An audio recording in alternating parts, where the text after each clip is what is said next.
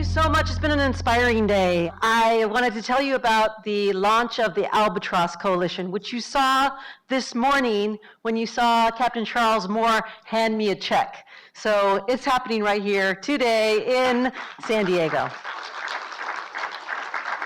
I want to tell you a little bit about the history of the Albatross Coalition and then what our agenda is, and then we're going to talk a little bit about some of the things that we're going to do to make the difference. So the seedling idea of the Albatross Coalition happened last year in March when we were on the Big Island of Hawaii, and Captain Moore had shown a viewing of Plastic Paradise, which if any of you have ever seen, it's in Netflix. It's the most depressing film you'll ever see. We got around the island, had a seminar. Charlie had shown the latest research from the Algalita vessel and all of the 10 times more plastic in the ocean than there's ever been before, and we were so depressed. And so we were like, oh my gosh, what are we going to do? What's the answer? The answer is zero waste. Woo! We're all volunteers. We're kicking it down the road. We're thinking about what we're going to be doing. How are we going to launch this campaign? We had the opportunity. Rick invited us to Italy last fall in October, and we went to Italy and Davos, Switzerland. And again, we had Captain Charles Moore with us. It was so depressing, talking to 800, university students and mayors, council members, elected officials, regular old activists about all the depressing things happening in the ocean. It's really terrible. So Charlie would give his, very impactful speech about how bad things are. And then I'd get to get up and say, woo, but the answer is zero waste, woohoo! Because we know that the answer out there. We know that things are bad, but we know that there are things that we can do to improve the situation. So number one, the Italian school children, we said to them, well, here's something you can do. How many of your parents smoke? Yeah. How many of you are talking to your parents out of quitting smoking? Yeah. Those of you who are not talking your parents out of quitting smoking, can you tell them not to throw the butts on the street? Pauline can tell you what happens to cigarette butts when they get thrown down on the street. They eventually make their way down to the streams, out to the river, and out to the sea. And the number one littered item in the beach cleanups are cigarette butts, because guess what? They're made out of plastic, and guess what? Animals eat them.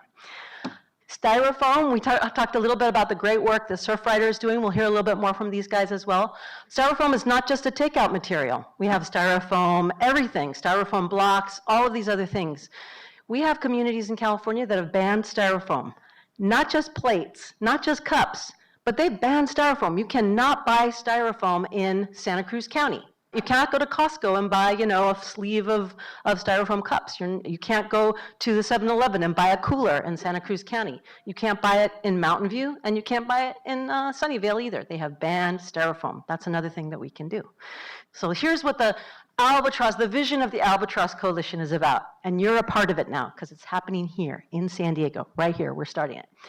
Number one is research. So helping the universities, Dr. Sheehan, getting the research funding that she needs to research this issue and get the word out there, because we need to tell our legislators, we need to tell our city councilors who are going to be in charge of public policy that we do really have a serious problem and it's impacting our wildlife and eventually us. I mean, one thing that we found out is that we have plastic in our bodies because we ingest the fish. It comes in our bodies. There was a study in Europe of bivalve eaters, oysters and clams in Europe.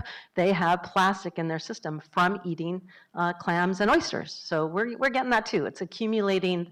The albatross and the seabirds are the canary in the coal mine for us. So we have to keep that in mind. So research is one. Awareness is the other, and so we need to make folks aware of the work of Captain Charles Moore. We have to make them aware of the research that Dr. Sheehan and others are doing, and we have to get the word out there about the impacts, and we have to make it really important to people. And another aspect of education is to work with our school children. It's not enough to give them the downside of the bad news, but to have them really understand the life cycle of the seabirds and life cycle of the albatross. We have a partnership with Cordell Banks Marine Sanctuary that has developed the Winged Albatross program. And it's if you look it up, you can see that we passed the literature all over Italy. So there are kids all over Italy studying albatross. And then policy. So what we want to build up to is changing public policy, like a leash law.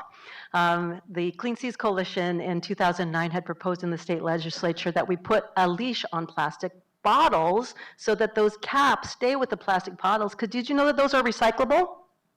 They're recyclable if they're attached to the bottles, because once they get to the plastics manufacturer through this sink float mechanism, we can recycle them separately. So keeping those caps with the bottles will help get those recycled and keep them out of the ocean, out of the litter, and out of the bellies of the albatross.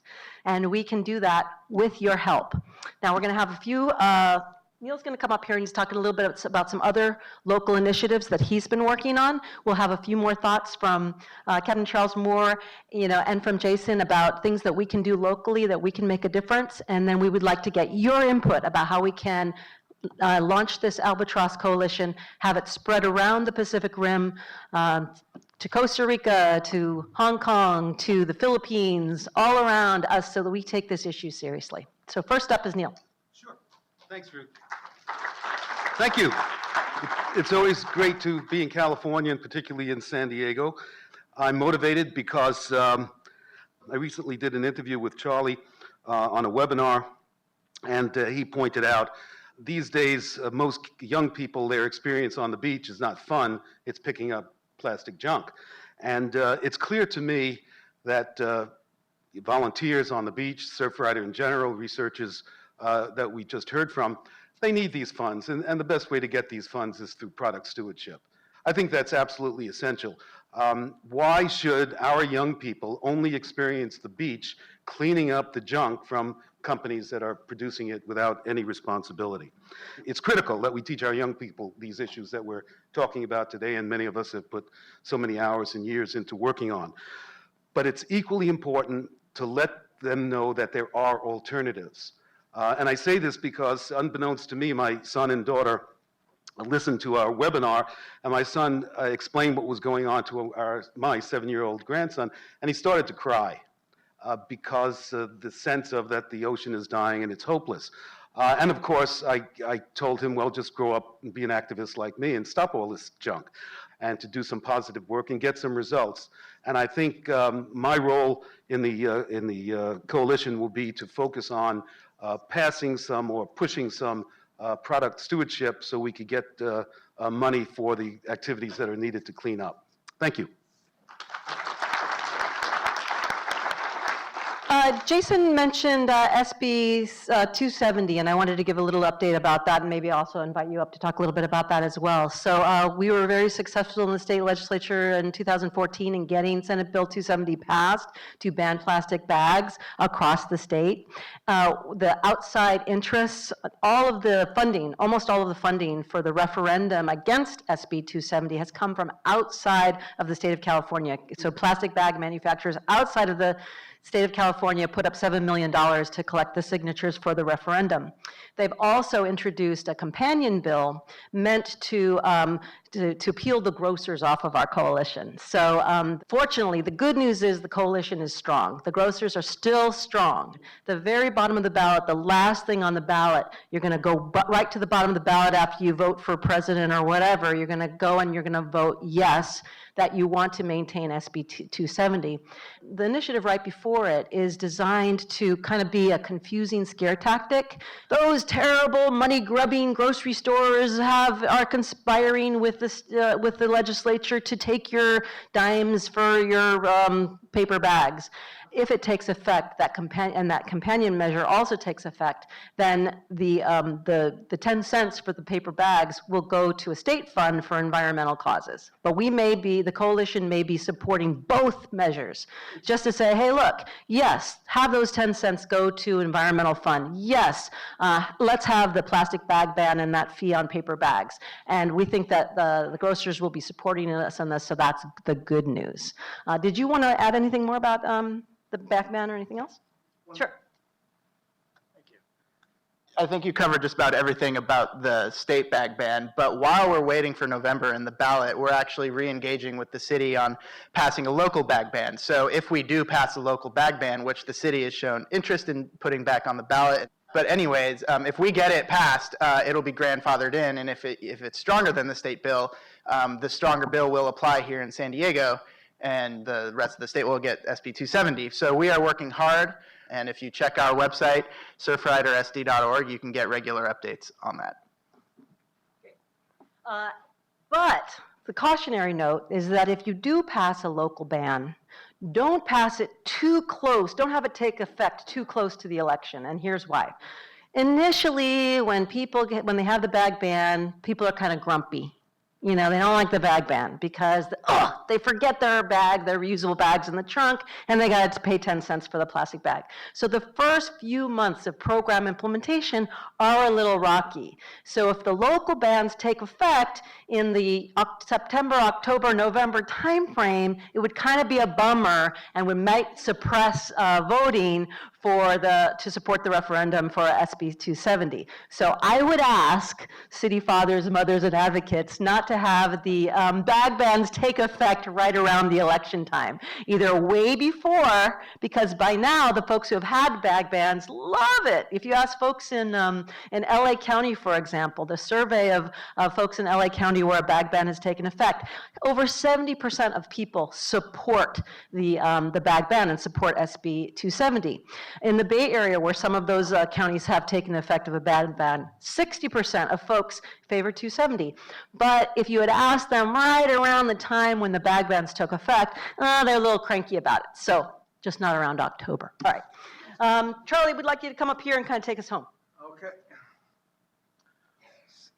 Why the Albatross? As you could tell from the question I posed to Dr. Sheehan, the response to environmental disasters is always to go after the worst first. This is an economic issue. We have limited resources, so we attack the worst problem. And in the case of wildlife, it's the most endangered species that we seek to preserve. But it doesn't take a scientist or a lot of research to look at the stomach contents of Laysan albatross chicks and determine that they have no future. Typical bolus in an albatross chick at the end of its infancy of 6 months, in some cases, fledging in June after being born in January, would be a small handful of squid beaks and eyes. These are the things that wouldn't have been digested by the bird. That's the real material left over after they've been fed by their parents in a natural environment. And so the last thing a chick does before it sticks out its wings and tries to catch those trade winds and takes its first fledgling flight over the tiger sharks is to regurgitate. It doesn't have, imagine if it had the regurgitation reflex as an infant, it would be wasting a lot of food. Nature doesn't provide the chicks with a regurgitation reflex initially. It's designed to build an enormous bird in a few months. The last thing, right around 5 months, that chick gets is that regurgitation reflex. And then it can barf stuff up and fly out over the sea. But if it's in a weakened condition and it has all that plastic in it, it's at a disadvantage. It can't, many of those chicks die with a full stomach because they haven't yet achieve that ability to regurgitate that stuff that's inside of them and get more food. They can fail to peck on the parent's beak and not be fed. This bird flies in search of food. A trip to the corner for a Happy Meal for an albatross chick by the parent is like 5,000 miles. These birds fly from Alaska to New Zealand. They're truly international. So as a coalition, as we know, from so many other struggles, not the least of which is climate change, it's an international issue and can't be solved by one nation alone. So to get the international traction we need to have plastic pollution, which I believe in terms of the number of animals killed each year, plastic pollution is killing more biomass than climate change right now. And that, I think, is a theory that needs to be tested. What could be better to symbolize the international need for change and action as regards plastic pollution than the Laysan albatross flying all the way from Alaska to New Zealand, soaring over the ocean, the great vultures of the sea that soar over the ocean and pluck things out that are floating on the surface. pictures overwhelmingly document the vast majority of that stomach contents as bottle caps. If you organize the identifiable objects in an albatross bolus properly, it would look like the checkout counter at a 7-Eleven. You know, you'd have your cigarette lighters, and you know, you have your plastic forks, and this issue has ramifications for both terrestrial and marine creatures. It's totally underreported. We live behind a plastic curtain of ignorance. The industry has grown up behind a plastic curtain of ignorance, and I think I often tell people that the average human being in the Stone Age knew more about what to do with stones than the average person in the plastic age knows about plastic. So we have a lot of educating to do, and we have a lot of international organizing to do, but with the compatriots like those here at the Zero Waste Conference, I feel that we'll be able to raise this issue to the prominence it deserves. Thank you.